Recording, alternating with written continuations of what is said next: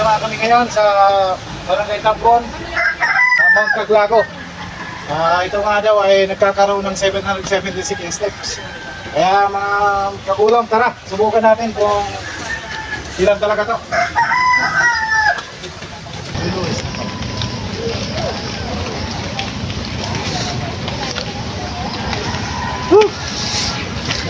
Unang part pa lang ng akyat. Talagang very challenging, napakatarik talaga. Tara, tuloy tayo. Napakahirap, sobrang tarik.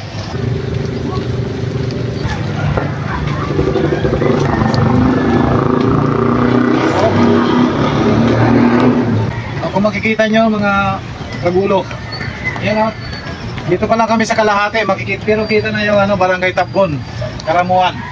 Dito kami sa Karamuan, Camarines Sur. Nasa kalahati pa lang kami pakyat. Pero makikita nyo yung view, napakaganda. O ngayon, nandito na kami sa pinakatuktok ng Mount Caglago, saan nakalagay si Ribulto ni Mama Miri. Sa mga gustong pumunta, welcome kayo dito, walang bayad. Magandang view. Ito yung pinakatuktok, top view ng lahat ng view ng Karamuan. Grabe ganda sobra dito talaga sa lugar, sa ibabaw ng Mount Caglago. Pwede mong balik-balikan, di ka magsasawa, ang ganda ng view. At ito na nga yung pinakataas na pinakatuktok ng Mount Caglago.